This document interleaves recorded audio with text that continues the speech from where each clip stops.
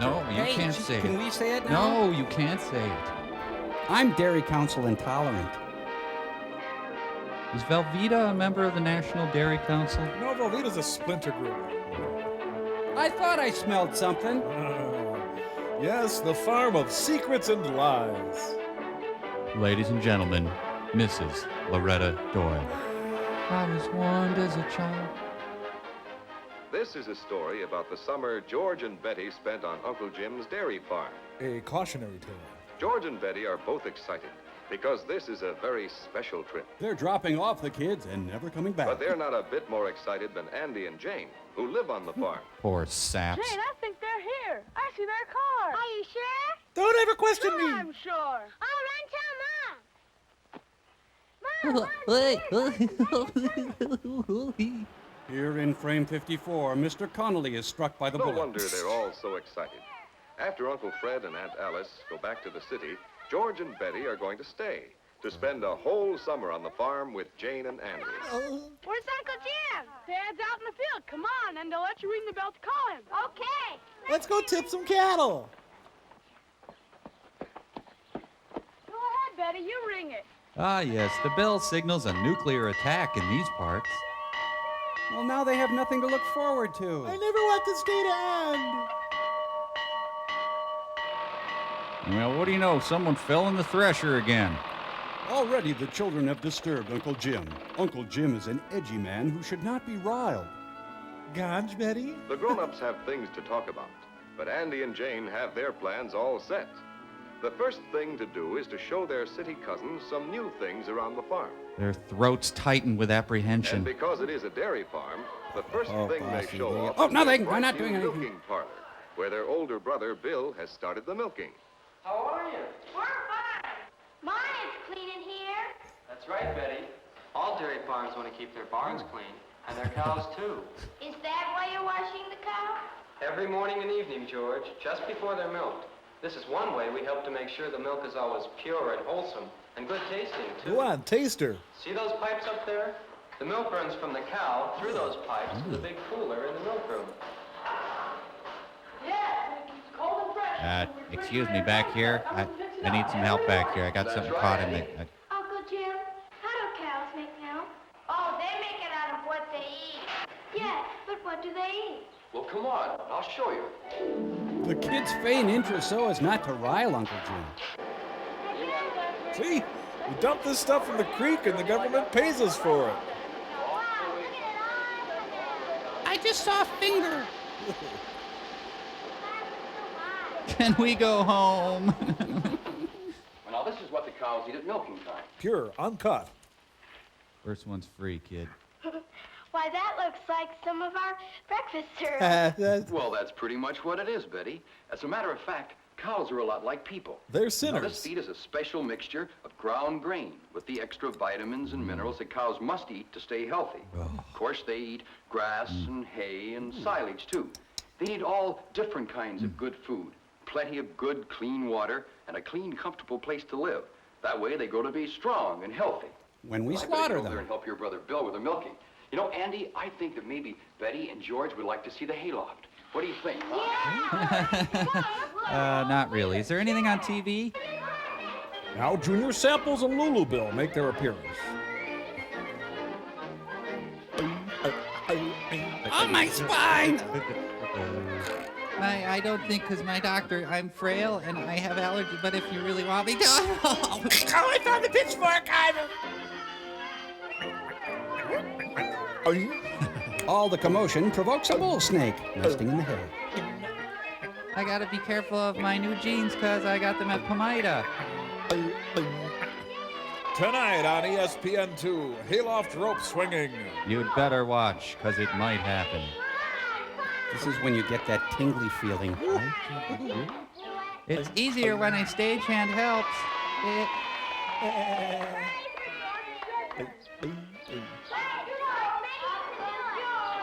The summer of my German humiliation. I can't do it. Come on. But I want to write poetry and act and... I can't do it. That's okay, George. You can't do it now, but the bigger and stronger you get, and the more you practice, the more things you can do. You'll be able to do it by the end of the summer. Now give me 30, soldier. George and Betty soon discovered that on a farm, everybody has work to do. Why, Miss Guernsey does the typing. Right now, this new calf doesn't need any help. It's just 2 days old, but it knows where its dinner is. Hey, no But later snacking. on, it will be Andy's job to teach the calf to drink its milk from a pail and to eat other feed. Hey, this is Skim. Uncle Jim and Bill make sure the grown-up cows are properly fed, that they get grain and grass and silage, all the good food and clean water they need to make good, fresh milk. Well, you'll pay one day, hayseed. You'll get what's coming, farmer. There was plenty for everybody to do. Betty helped Jane take care of the baby lamb. And prepare a mint sauce. And they all learned about pigs, too. More than you'd ever want to know. Ever do that! A very special Ziffel family reunion. So this is enough to get you up in the morning, huh? Okay. So, cities, nightclubs don't mean anything to you, George do and they? Andy helped Bill feed the pigs every day, Day after life-sucking day. while Betty and Jane helped with the babies. Drink it, just drink it. These would make nice purses. Ah, the lunch counter at Tom and Pigs Rosie's don't have Diner. good table manners, but they enjoy their dinner, a mixture of milk and ground grain. Later, they will eat corn and other kinds of feed. Oh, yeah, and then later he'll bring around the dessert tray. Baby chicks, too, are Hey, started they're out on women. a special Oh. mixture of ground-up grain, milk, and other feed. This is Betty's and Jane's favorite chore. The baby chicks are so soft and cuddly. And squishable. On the farm, a big dog has plenty of room to run and play. But he is more than a pet. He also protects the family. From rival farm gangs. But all the puppies have to do is eat Oh, and play puppy. and sleep Oh, and little grow puppy. up strong and Humphrey. healthy. And one foggy Christmas Eve, Santa came to say... Jane's kitten loves to drink his milk. But he wishes he had a straw. And Jane and Betty enjoy playing with the kittens. They enjoy neutering them also. When the dinner bell rings, no one has to call the girls twice. Yeah. They run to the house and wash up quickly so they won't be late. They have obsessive-compulsive behavior. Living on a farm makes you hungry, and Aunt Helen is certainly a good cook. Given her limitations. Jerry Lee Lewis joins the family for dinner. That's nice. Ah, yes, now's the time for Uncle Jim's fundamentalist dogma. But I don't like food. Look at all the wonderful things to eat. At restaurants. It takes all kinds of good food to build up muscles and let us grow bigger and stronger. Mostly just butter. Susie drains the last of her dirty banana. That's why I'm burning my brow. Repressed emotions help the evening pass without incident.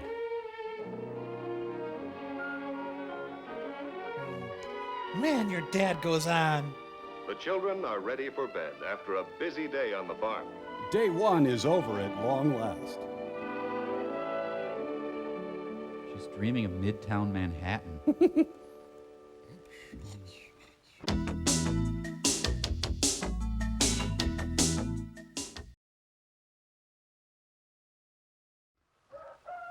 Three hours later, it's up again. Back home, a Hershey's truck is overturned and everyone is getting all the free chocolate they want. Uncle Jim's out of control. We frag him today. This is the way the summer went. Play, work, and rest. The children helped with the chores, Let my people go! while Bill helped in the cornfield. Despair was the bumper crop. Andy and George kept the vegetable garden clear of weeds. I remember ringing a bell. Jane and Betty brought in fresh eggs each day Given by disgruntled chickens. and helped Aunt Helen with the housework. I was rhubarb queen of the 5-state area in 48, so many gentlemen callers I had in my day. It was fun, too, especially riding the horses.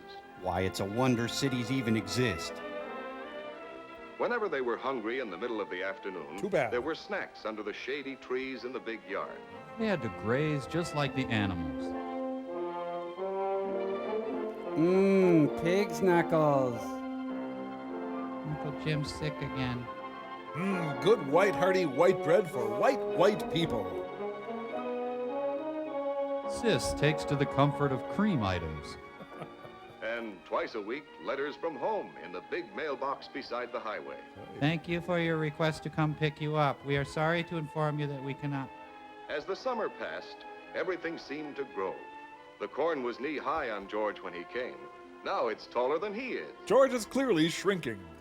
Andy's calf is bigger and eating like a grown cow. With a knife and fork like a real gentleman. The lambs are almost grown. And look how big the pigs are now. Equal rights for pigs. The little chicks have become grown chicks. They want to wear makeup and nylon. George and Betty have grown bigger and stronger, too. George can even shinny up that rope now. The stagehand helps him, too. Yes, they've had a wonderful time. They've learned how animals grow through good, nourishing food. I think it's dead. They've learned how work and play and fun go together on the farm. Elsie and I are in love and you can't stop us. They've had good, nourishing food to grow on. And plenty of sleep. Why, Uncle Jim's even enrolled them in the Posse Comitatus.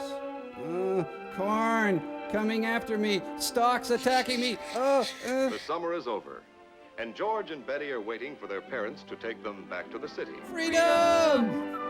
Abner, just throw them their winter clothes and then floor it.